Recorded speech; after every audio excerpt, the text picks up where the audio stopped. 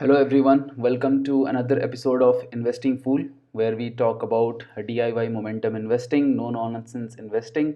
And before we move on, the familiar disclaimer कि financial advice कुछ भी नहीं है, अपना पैसा है, देख के लगाना है, राइट? यार काफ़ी दिन हो गए थे, वीडियो नहीं बनाया था मैंने, टाइम भी नहीं मिल रहा था। और एक तरफ से ये भी है कि मार्केट में भी कुछ नहीं हो रहा था, मतलब स्टॉक्स कुछ ऊपर जा रहे थे, कुछ नीचे आ रहे थे, कुछ कहीं भी नहीं जा रहे थे। एंड ऐसे मार्केट्स में कुछ लोग बोलते हैं it's a stock pickers market. I am never very sure what that means. Stock picker market मतलब हर मार्केट में तुमको स्टॉक ही तो पिक करना है यार, मतलब पर ये तो है कि जिस जिस मतलब जिस तेज़ी से मार्केट बढ़ रहा था ऊपर, इंडेक्स अभी भी ठीक ठाक ही बढ़ रहा है। पर मतलब मोमेंटम स्टॉक्स जिस तेज़ी से बढ़ रहे थे वो कहीं ना कहीं थोड़ा सा ठंडा पड़ा है। हमारे रीसेंट रीबैलेंसिंग के बाद जो 10 नए स्टॉक्स आए हैं उनमें भी थोड़ी सी मतलब थोड़ा ठंडा पड़ गया है माहौल, इस टाइप का बोल सकते हैं, राइट? तो आज मैंने सोचा कि इतने दिन से वीडियो भी नहीं हो पाया है, हाँ। एंड मतलब वीकली रिव्यू भी एक आई थिंक हमने मिस किया। वैसे बहुत ज़्यादा कुछ मिस नहीं किया बिकॉज कुछ हो ही नहीं रहा है मार्केट में ज़्यादा, मोस्टली साइडवेज या लिटिल बिट नेगेटिव ही जा रहे हैं हमारे कुछ स्टॉक्स। कभी कभी बीच में पॉजिटिव स्पर्ट्स आते हैं पर फिर नेगेटिव आ जाते हैं। तो मैंने सोचा कि दोनों को थोड़ा सा कंबाइन किया जाए, और आज इस वीडियो में तो हम आज की भी बात करेंगे और वीकली की भी बात करेंगे, और हम ये भी देखेंगे कि आज हमको अगर रीबैलेंस करना होता तो कौन से नए स्टॉक्स आते, जो कि एक्चुअली हमारा वीकली जो रिव्यू होता है उसका हाईलाइट वही होता है कि अगर हमको आज 4 को निकालने हैं अपने स्टॉक से, जैसे हम नाखुश हैं 4-5 स्टॉक से, हम निकाल लें उनको, तो नए 4-5 कौन लेके आए, राइट? तो वो उसकी भी बात करेंगे। और आगे बढ़ने से पहले बस यही बोलना चाहता हूँ कि this channel has been open, it has been very open in the sense कि हम मतलब जब काफ़ी अच्छा करते हैं मार्केट के कंपैरिजन में तब भी हम बताते हैं, जब हम काफ़ी बुरा करते हैं मार्केट के कंपैरिजन में तब भी हम बताते हैं। जैसे बहुत दिनों से मैं ये भी बोल रहा हूँ कि मार्केट इंडेक्स जो हमारा अंडरलाइंग इंडेक्स है निफ्टी 500 दैट वो ज़्यादा बढ़ रहा है और हम थोड़ा सा कम बढ़ रहे हैं, राइट? तो it's it's a channel where everything is public. जो हो रहा है वो आप सबको दिख रहा है, मुझे भी दिख रहा है। और अगर हम अच्छा परफॉर्म नहीं करते हैं या हमारी सिस्टम अच्छा परफॉर्म नहीं करती है तो भी it's not something that we hide, right? हम सिलेक्टिव होकर ये नहीं दिखाते कि अच्छा ये चल गया, ये कुछ स्टॉक चल गया, हमारे 20 में से ये चल गया या वो चल गया। हम सारे के सारे दिखाते हैं, और चला तो चला, नहीं चला तो नहीं चला, हम निकलेंगे फिर जैसे भी, मतलब मोमेंटम के साथ ही रहना है। मोमेंटम स्टॉक्स परफॉर्म नहीं करेंगे तो उसमें हम क्या कर सकते हैं, right? We will look at some of the things. I am also thinking कि एक parallel strategy I might start on 750 universe या फिर all of NSE यूनिवर्स। उसमें of course 20 स्टॉक्स नहीं हो सकते, इतना बड़ा बास्केट है, तो उसमें काफ़ी ज़्यादा स्टॉक्स रहेंगे, मोस्टली लाइक 35 और even higher, I don't no.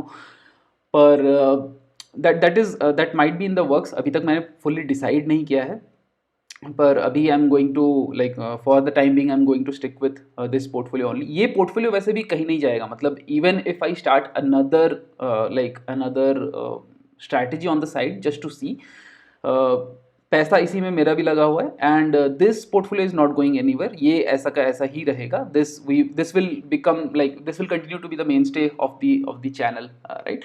So anyway, but आगे बढ़ने से पहले given all these things, if you are still unsubscribed or if you are liking this channel's content but you haven't subscribed, so please hit the subscribe button, and इस community में जुड़ें जिसमें like we are learning together and we are growing together. Videos भी थोड़ा ज़्यादा frequently बनाने की कोशिश करेंगे, and let's just get started. So week में तो ज़्यादा कुछ मतलब हुआ नहीं, बट जो हो रहा था पहले भी, which is some of our stocks going in negative, that has continued. इसके बारे में हम आज थोड़ा डिटेल में भी बात करेंगे, एक स्पेसिफिक सेट ऑफ कंपनीज के बारे में जिसका आपको थंबनेल से पता चल गया होगा। पर if you look at it, Medanta has performed strongly. ये आज गिरा है, वैसे आज भी ये 0.7 0.8% अप बंद हुआ है, but in the middle of the day it was like 3% up और समथिंग। ओके, एंड दो स्टॉक्स जो चल रहे थे काफ़ी कुछ दिनों से वो आज गिरे हैं। If you look at the daily changes, right, तो वरुण बेवरेजेस और जोमेटो ये दोनों काफ़ी दिन से मतलब कंसिस्टेंटली चल रहे थे। They were not giving even one red candle और काफ़ी बड़े हुए थे, and then they fell down today which was kind of expected, and I hope कि they don't fall too much further, क्योंकि हम इसमें एवरेजिंग डाउन या कुछ भी नहीं कर रहे हैं। जब हम पर्सनली इम्प्लीमेंट करते हैं तो थोड़ा बहुत हम कर सकते हैं, जैसे तुमको लेट्स से इन्वेस्टिंग के दिन तुमको 50 स्टॉक्स खरीदना है, right. So if you look at it, अगर उस दिन उसके प्रीवियस डेज पे बहुत ज़्यादा बढ़ गया है, so you can probably take a staggered call कि मैं 40 अभी डाल देता हूँ, बट अगर घट गया, because there could be a high likelihood of like it coming down, क्योंकि शॉर्ट टर्म में भी मीन रिवर्शन होता है और लॉन्ग टर्म में भी मीन रिवर्शन होता है स्टॉक्स का। तो शॉर्ट टर्म मतलब जैसे like within a week या 2 वीक्स के अंदर भी मीन रिवर्शन होता है, क्योंकि ग्रीन ग्रीन ग्रीन ग्रीन ऐसे कैंडल्स हमेशा सस्टेन नहीं करते। मतलब you can have only so many consecutive green candles, right, कहीं ना कहीं एक रेड कैंडल आएगा छोटा मोटा। सो बट ये ज़रूरी है फिर कि मतलब even if you are taking that call, first of all तो वो कॉल लेके भी ज़्यादा कुछ फायदा नहीं होगा, राइट। वो 40 तुम आज करोगे, 10 कल करोगे, या 25 करोगे, 10 40 करोगे, जो भी करोगे उससे ज़्यादा कुछ उतना ज़्यादा कुछ फायदा नहीं होगा। शॉर्ट टर्म में वो लगता है कि बहुत ज़्यादा फायदा हो रहा है, but in the long term it all averages out. तो आइडियली तो वो सब करना ही नहीं चाहिए। अगर भी कर रहे हो तो उसमें गलतियां नहीं करनी है। गलतियां इन द सेंस कि अगर तुमने बोला था कि अगर ये घट जाएगा तो मैं बाकी के 10 तब ले लूंगा, राइट। तो अगर नहीं घटता है तो देन डोंट से कि ओके नहीं तो ये बढ़ गया तो मैं तो लगाऊंगा नहीं, फिर तुम्हारी पोजीशन साइजिंग खराब हो जाएगी, राइट। या दूसरा और एक एक्सट्रीम है कि अगर तुमने 50 के 50 खरीद चुके हो और उसके बाद वो फिर गिरना स्टार्ट किया, तब और मत खरीद लेना उसको। जितना तुमने मतलब पोजीशन साइजिंग के हिसाब से, जितना ओरिजिनली प्लान में जो था, प्लान के हिसाब से ही चलो, राइट। कभी भी ये मत सोचना कि अच्छा मोमेंटम के अंदर ही ये ज़्यादा गिर गया तो मैं इसको थोड़ा ज़्यादा एलोकेट कर देता हूँ। क्यों भाई, कल को अगर वो और 5% गिर गया फिर क्या करोगे तुम। और जो बढ़ रहा था मतलब हम मार्केट से में जो मतलब स्ट्रैटेजी लगाते हैं, राइट, कि जो बढ़ रहा है उसको सपोर्ट करो। अपने पोर्टफोलियो के अंदर भी उसी को मतलब उसी स्ट्रैटेजी को उनको सस्टेन करना है कि cut the losers and basically don't run after the losers. Winners तो अपना काम करते रहेंगे, उनको कुछ नहीं करने से भी वो करते रहेंगे, उनको बढ़ाना नहीं है, उनको कुछ करना नहीं है, बट लूजर्स में और पैसा डालने की कोई ज़रूरत नहीं होती, right. But coming back to the daily chart, daily chart में अगर हम देखें, Welspun Corp again going nowhere, literally nowhere. एक दिन ऊपर जाता है, दूसरे दिन नीचे आता है। The other stocks, some of the other stocks which have been with us for quite some time, they performed well. Tata Motors, Birlasoft, Trent, I was surprised ये सारे stocks भी आज ऊपर थे। बॉम्बे स्टॉक एक्सचेंज फाइनली ये मतलब red से वैसे ग्रीन में तो आ चुका था, बट आज 5% से बढ़ा, and it was like net if you see it is still less than today's gain. So ये आज सुबह भी एक्चुअली नेगेटिव में था। It has been bordering on the like on the like profit loss line, exactly उसी reason में है। तो कभी भी थोड़ा परफॉर्म करता है तो प्रॉफिट में आ जाता है, फिर या तो फिर लॉस में आ जाता है। The other thing is angel one continuously frustrating us. Last rebalancing में किसी तरह ये बच गया था क्योंकि इसका 50th रैंक था, and I was not feeling very good about it. मेरे को मतलब पर्सनली लग रहा था कि भाई इसको निकालते हैं, क्योंकि मोमेंटम थोड़ा सा मिसिंग लग रहा था। उससे पहले का जो रन था एंजल वन का, that was amazing, right, that was like literally amazing.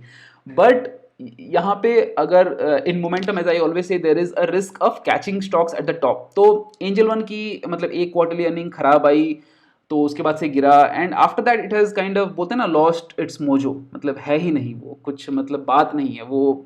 मतलब ऐसा हो कि उसको लाइक स्टमक पेन हो रहा है, चल नहीं पा रहा है, इट्स लाइक दैट, मतलब it's very uneasy.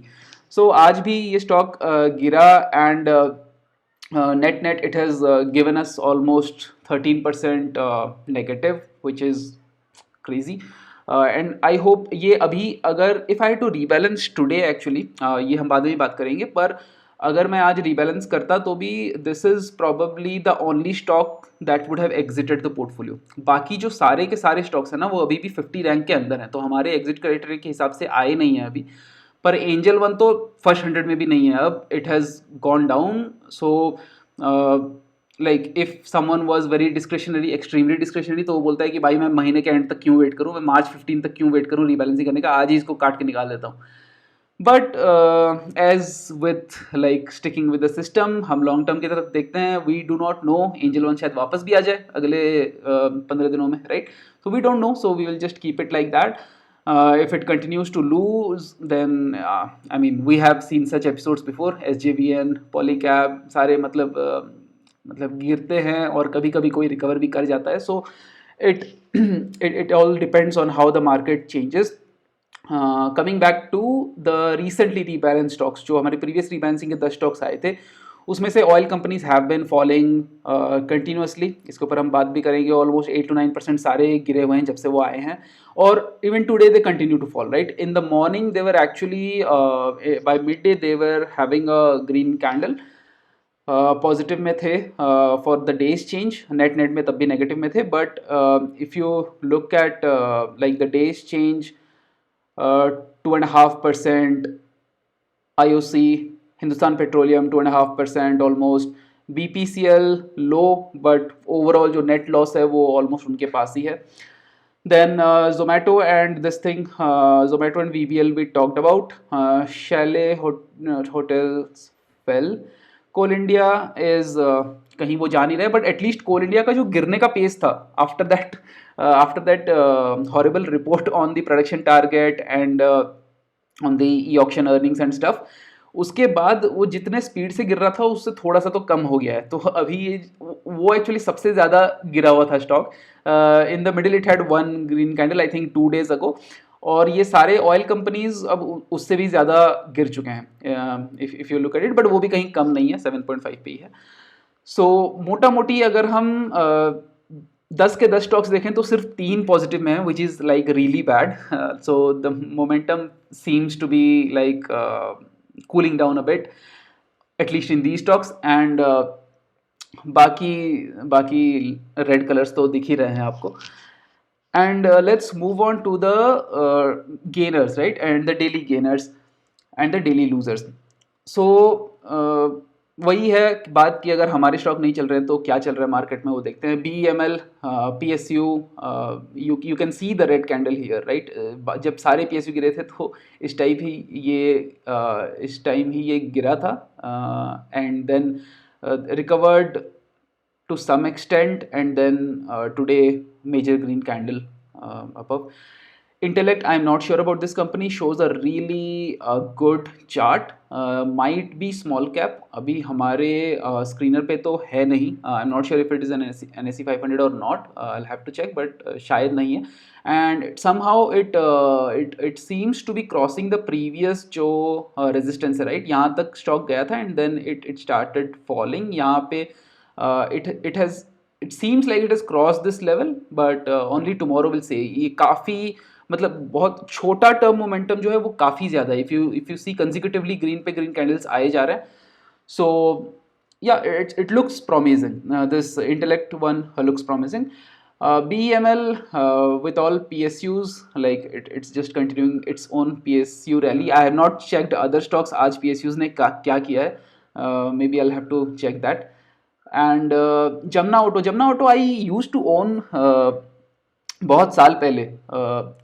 I'm not sure. I'm not even sure about the price point at which I bought and sold these shares. But मेरे को ऐसा कुछ ज़्यादा पैसा नहीं बना था इसमें. Even पैसा बना भी था वो भी अब मुझे याद नहीं है. But Jamna auto I used to own. ये मतलब स्प्रिंग्स बनाता है for vehicles and some other automotive accessories, basically auto ancillaries industry में है.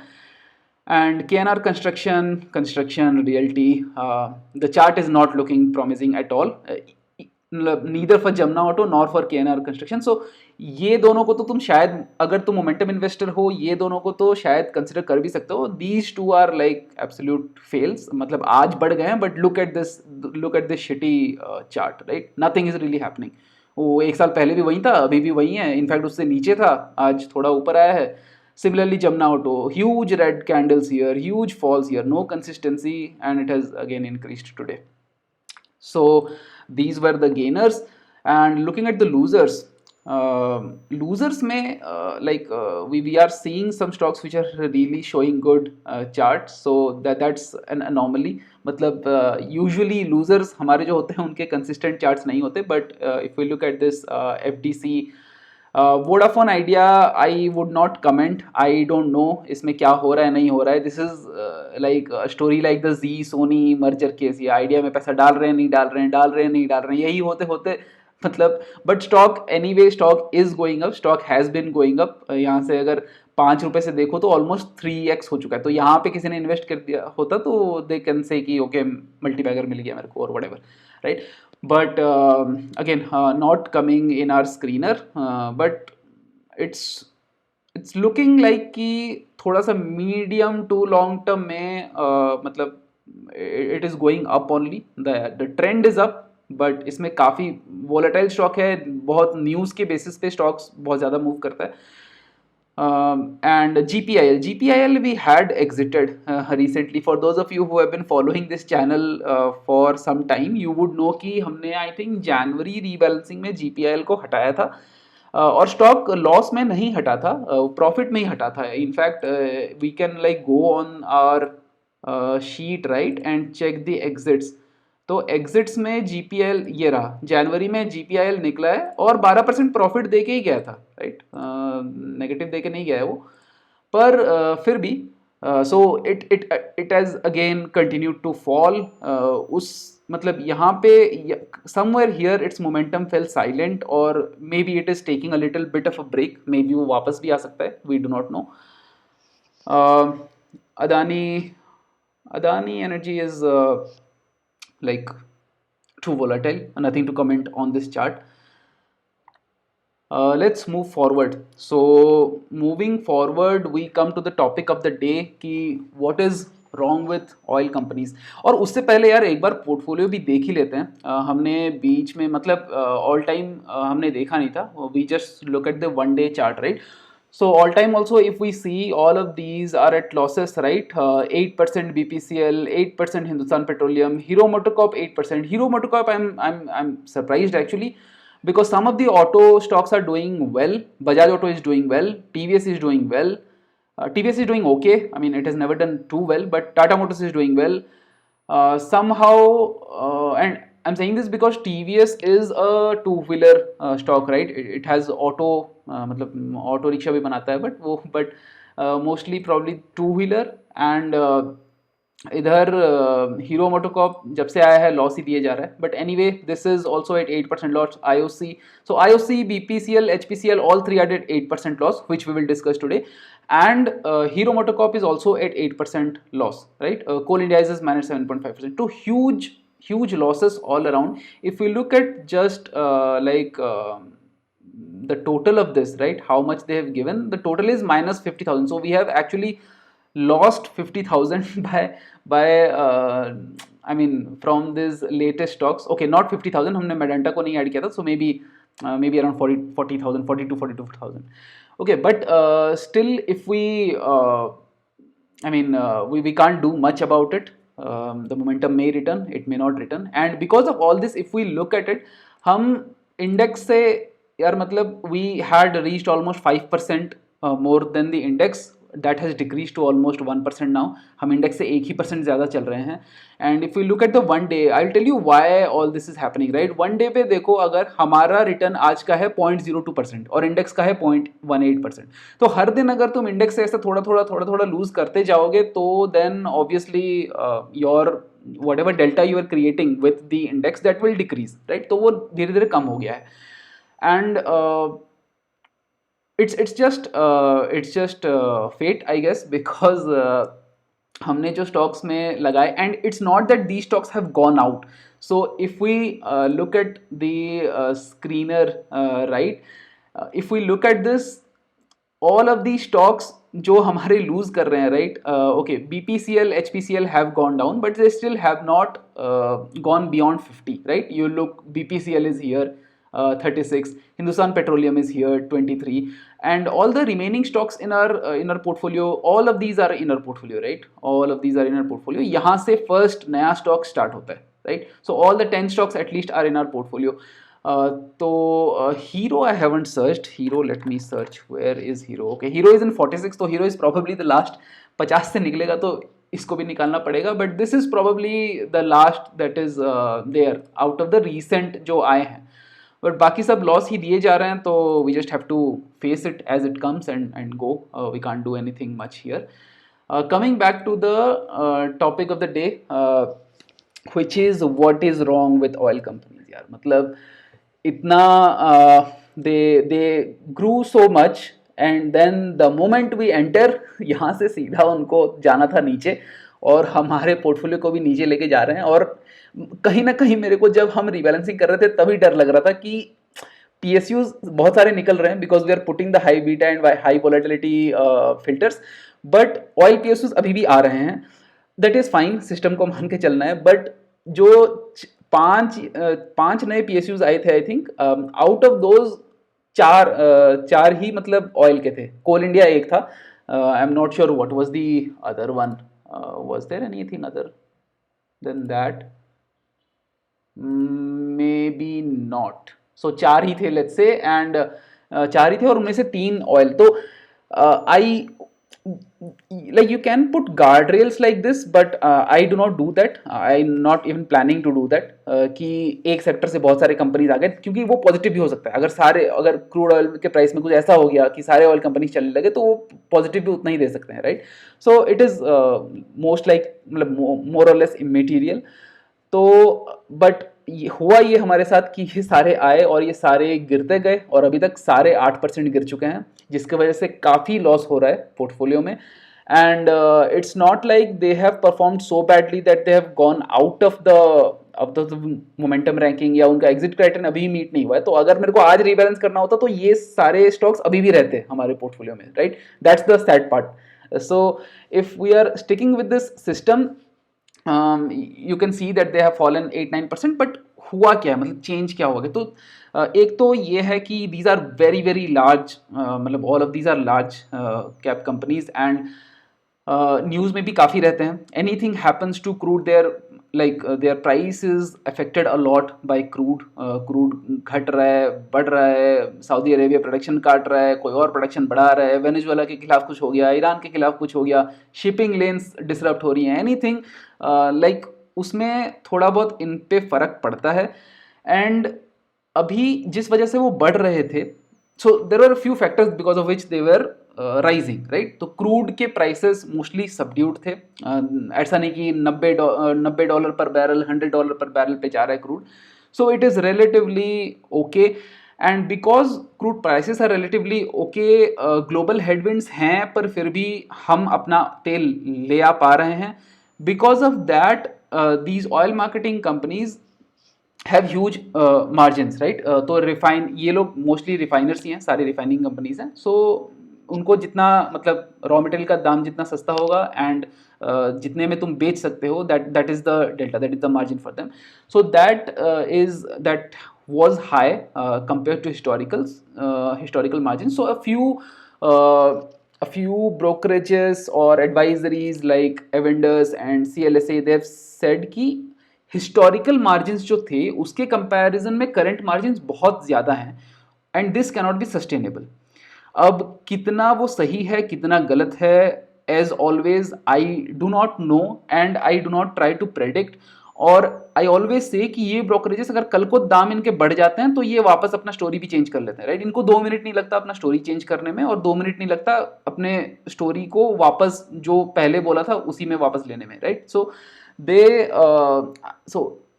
आई am not sure what to make of that, but that could be a possible reason why the market is a little bit uneasy with these stocks, thinking कि जिस तरह से उन्होंने जो run up दिया है, that run up will not continue, and this run up didn't even last for long actually. It lasted maybe for 3-4 months. उससे ज़्यादा they didn't मतलब ऐसा नहीं कि बाकी PSU जैसे चल रहे हैं 1-1.5 साल से पूरा रिटर्न पे रिटर्न दिए जा रहे हैं, उस टाइप के नहीं चले हैं these stocks. But and some analysts also are saying that there is more headroom. So headroom वो लोग इस सेंस में बोल रहे हैं कि इनका आई थिंक जो PE है अभी, वो PE और एक्सपैंड हो सकता है.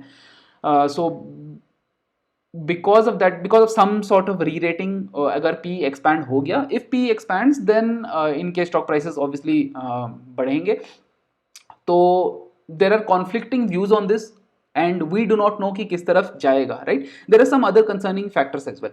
दूसरे फैक्टर्स क्या हैं कि जो इनके हाई प्रीमियम्स हैं, right, those are already factored in the price. तो दे आर सेइंग कि we have reached a point जहां पे all the good news, what ever is good news is happening for this all marketing companies, that is already factored in the price. But ये हमने बहुत बार देखा है, ये बहुत बार देखा है, और ऐसी कोई रीजन नहीं है कि जो बाकी स्टॉक्स में हो रहा है वो इनके साथ नहीं हो सकता. मतलब रेलवे स्टॉक्स, डिफेंस स्टॉक्स, सब में गुड न्यूज जो थी वो फैक्टर्ड इन ही थी, बहुत मतलब फैक्टर्ड इन से ज्यादा है, मतलब ओवर फैक्टर्ड इन थी, राइट. फिर भी तो स्टॉक्स केप्ट परफॉर्मिंग. सो देर ऐसा हम कभी भी नहीं बोल सकते कि अगर गुड न्यूज फैक्टर्ड इन है या गुड न्यूज सबको पता है या मार्केट में सब कुछ पता है तो वहां से गिरना स्टार्ट हो जाएगा. No, stocks can remain over valued for long time, right. Stocks can remain under valued also for long time. You can see what is happening with HDFC, you can see what is happening with Asian Paints. Asian Paints तो चलो PE भी बहुत high है, but HDFC Bank, if you see, looking at the historical prices and everything, maybe the story has changed a little bit, but it is not overvalued, right. It is not overvalued, but some of these pockets, these stocks, momentum में तो mostly overvalued ही आएंगे, overbought and overvalued. But the good thing, like why momentum works, is that these overvalued stocks can also remain overvalued for a long period of time. तो दिक्कत वहां पे आती है कि हम ऐसा कभी नहीं बोल सकते कि overvalued हो गया, ओ हो निकल जाते हैं. भाई क्या पता वो 100 तक ओवर वैल्यू हुआ है, वो वहां से 200 फिर चला जाए, फिर क्या होगा. So what ever is making you money, do not like usually do not exit that. So that is the only thing. A few other factors are there that किसी किसी को डर लग रहा है कि गवर्नमेंट जो है अपनी इलेक्शंस खत्म होने के बाद, और by all estimates this government is probably coming back. whether it comes back or whether it doesn't come back, जो भी सरकार आती है, they will likely raise fuel taxes. और ये सारे कंपनीज हैं सरकारी, तो इनको देना पड़ेगा सरकार को पैसा. और पैसा ये किस लिए देंगे, क्योंकि हमने जो फिस्कल डेफिसिट का जो अपना एग्रेसिव टारगेट ले लिया है, राइट. पूरा मार्केट सोच रही थी कि हम 5.3% तक का लेंगे टारगेट, और फिर हमारी जो फाइनेंस मिनिस्टर है Nirmala Sitharaman ji, she said in parliament कि we are aiming at 5.1% of fiscal consolidation, right. तो कंसोलिडेशन करोगे तो इधर तुम टैक्सेस बढ़ाओगे, या तुम अपने मतलब बेसिकली तुमको रेवेन्यू बढ़ाना है, या फिर एक्सपेंडिचर कम करना है. और एक्सपेंडिचर अगर बहुत ज़्यादा कम नहीं करते हो, कितना ही कम करोगे, अगर एक्सपेंडिचर बहुत ज़्यादा कम करते हो तो फिर PSU स्टॉक्स जिस तरह से भाग रहे हैं वो भागना बंद कर देंगे. तो अगर रेवेन्यू कलेक्ट करना है तो टैक्सेस बढ़ाओगे, तो वो भी एक लिमिट होती है. तो इस तरह से फुल टैक्सेस करके इन कंपनी से अगर पैसा लेती है government, so obviously that would dent their margins. अगर पूरे मार्केट को ऐसा लग रहा है कि इन पे फ्यूल टैक्सेस लगेंगे या बढ़ जाएंगे और इनको अपना पैसा सरकार को देना पड़ेगा, तो कंपनी के पास प्रॉफिट नहीं बचेगी, फिर कंपनी तुमको डिविडेंड नहीं देगी या अपने एक्सपेंशन नहीं करेगी, whatever, right. So because of all those things, that is also a possible factor जिसकी वजह से मतलब माहौल ठंडा है इन कंपनीज पे, and people don't want to like buy them. Okay, and this bull run, many people are saying that unsustainable है, and globally जो रिफाइनिंग कैपेसिटी है उसमें भी काफ़ी ज़्यादा एडिशंस हो रहा है. सॉरी. और इसमें इंडिया भी बहुत फोरफ्रंट पे है. हम भी काफ़ी ज़्यादा कैपेसिटी ऐड कर रहे हैं, refining capacity. We have I think Jamnagar is the world's largest refinery, right? And we are building new refineries also. So ऐसा भी है कि फ्यूचर में जाते जाते इंडिया की रिफाइनिंग पावर बहुत ज़्यादा बढ़ जाएगी, तो तेल हम हर जगह से लाएंगे, खुद रिफाइन करेंगे, और फिर जो प्रोसेस्ड पेट्रोलियम प्रोडक्ट्स हैं वो हम बाहर हम अभी भी कर रहे हैं, वो हम और लार्ज स्केल में कर सकते हैं. तो जिस तरह से ये ग्लोबली जो कैपेसिटी एडिशंस हो रहे हैं ये भी अनसस्टेनेबल है. तो ओवरऑल जो है सेंटिमेंट, मतलब ये सब घुमा फिरा के 3-4 फैक्टर मिला के ओवरऑल सेंटिमेंट जो बन रहा है अभी करेंटली मार्केट में, वो ये है कि ऑयल मार्केटिंग कंपनीज जितने हद तक वो पहुंच चुकी हैं, यहाँ से वो और ज़्यादा बहुत ज़्यादा ऊपर जा नहीं सकती. तो people are like some are profit booking, some are like taking it off कि बहुत ज़्यादा फ्रॉथ है, निकल जाओ. right? So that is where it is, and because in our portfolio we do not take discretionary calls, बीच में निकलना है, बीच में घुसना है, वो सब हमको नहीं करना है. तो we are just bearing the brunt of this, and let's see how far this goes. And another stock actually, जब मैंने आज rebalancing में देखा था, and actually I didn't discuss that, वो मैंने इसलिए डिस्कस नहीं किया कि कौन आ सकता है अगर मैं आज रीबैलेंसिंग करूं, वो इसलिए क्योंकि कोई स्टॉक अभी निकल ही नहीं रहे. ये सारे जो स्टॉक्स हैं, even though they are giving losses, they are still within the top 50 ranks, right? So वो हमारे एग्जिट क्राइटेरियन मीट नहीं कर रहे हैं, या वो मतलब they are not meeting any other criterion, like जो बाकी जो फिल्टर्स होते हैं उसमें भी किसी में नेगेट नहीं हो रहे. So they are still on the screener, all of the stocks as I showed. But अगर मेरे को निकालना होता और मैं नया लाइक नया स्टॉक में लेके आता, let's say, so okay, I have added it, sorry about that, I missed this slide after the losers, but I have added it. And if we look at these stocks, so पहले इसकी बात कर लेते हैं, right? 2 minute इसकी बात कर लेते हैं. वो ये है कि एक तो कोई स्टॉक आज निकल नहीं रहा है, राइट? अगर हम आज हमको रीबैलेंसिंग करना होता तो भी एक स्टॉक निकलता, वो एंजल वन, और एंजल वन तो पहले से ही था, राइट? ये करंट रीबैलेंसिंग में से कोई भी नहीं निकल रहा है. पर अगर हमको निकालना होता तो 4 जो नए स्टॉक्स आते, look at the kind of stocks. So Zydus मैंने इस मोमेंटम पोर्टफोलियो में I have not made money, but Zydus I was like invested in Zydus in a rudimentary, मतलब मेरा एक पुराना मोमेंटम स्ट्रैटेजी था जिसमें मैं थोड़ा मतलब वो थोड़ा सा डिस्क्रिशनरी भी था और थोड़ा सा डेटा भी उसमें कम था, right? So I use that, but I had entered somewhere around here, ये इस रेंज में आई वाज देयर. एंड यहाँ पे ऑफ कोर्स यहाँ पे वो पीक हुआ थोड़ा सा, फिर गिरा गिरा गिरा, and somewhere around this I think I exerted. और उसके बाद से ये फिर से वापस लाइक रॉकेट बन गया है. तो शायद मेरे को नहीं बेचना था, I don't know, but in momentum we always get out whenever whatever exit criterion I had set at that point of time. मेरा तब जो भी था एग्जिट क्राइटेरियन, उसके हिसाब से मैं निकल गया था. And it has come now. If you look here, Zydus is actually the first stock here which is not in our existing portfolio. ये बाकी सब हमारे पोर्टफोलियो में है, एंड जाइडस है. और जो चौथा स्टॉक है वो है Glenmark. Like Glenmark is also pharma stock. So pharma I think is doing good. ये दोनों काफ़ी चल रहे हैं, एंड जाइडस तो काफ़ी मतलब ब्रिस्क पेस में चल रहा है. सो it is likely it might come, but थोड़ा अगर थोड़ा सा गिर के फिर वापस आए तो भी ठीक है, बिकॉज अभी रनअप काफ़ी ज़्यादा हो चुका है. ऐसा ही ऑयल मार्केटिंग कंपनीज में भी हुआ था. That's a persistent risk in momentum में हमेशा तुमको लगता है कि भाई बहुत ज़्यादा बढ़ी है, वापस कैसे आएगा, सॉरी हाथ में कैसे आएगा. तो बट या the more important thing is, जो मैं यहाँ पे दिखा रहा था, दिस लास्ट पॉइंट, कि oil might enter in the next rebalancing. तो ये एक और ऑयल की कंपनी है जो कि अगर मेरे को 4 नए स्टॉक्स आज डालने होते तो ये भी आ जाती. तो 3 की जगह फिर 4 ऑयल कंपनी होती, फिर ये चारों मेरे को लेके डुबाते एक साथ, राइट? तो इस केस में क्या किया जाए? क्या हम सिस्टम की ना सुने, because we already have 3 oil companies which are like doing blood bath in our portfolio. So do we take a 4th oil company? I would probably take the 4th oil company, मतलब क्योंकि system के साथ ही चलना है. पर this is just funny, right? If these oil companies do not recover and oil like Oil India comes as like 1 minute, yeah, okay. So if this stock comes, then we'll basically have to take it.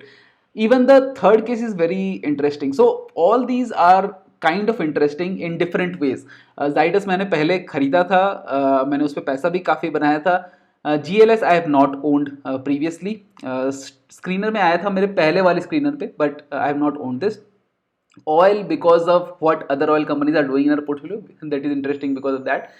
And Prestige, because it has just recently exited our portfolio, right? Portfolio में वापस जाने के बाद it did not do much, but and it's not even doing much now. It's somehow it is still in the rank. वो थोड़ा सा उसने अपना जो जितना वो नीचे गया था उससे वापस वो ऊपर आ गया है. पर until and unless this crosses this last यहाँ पे जो इसने previous high बनाया था, then probably I would not be interested that much, but let's see क्या होता है. So oil companies we already discussed. Let's hope that they do not continue to fall any further and do not bleed our portfolio any further. So इसी के साथ ही video काफ़ी लंबा हो गया है, but if you have watch till now तो thanks for watching and thanks for being associated with this channel. अगर if you like want to share it with more friends who have a similar mindset, who want to learn momentum investing, then please share.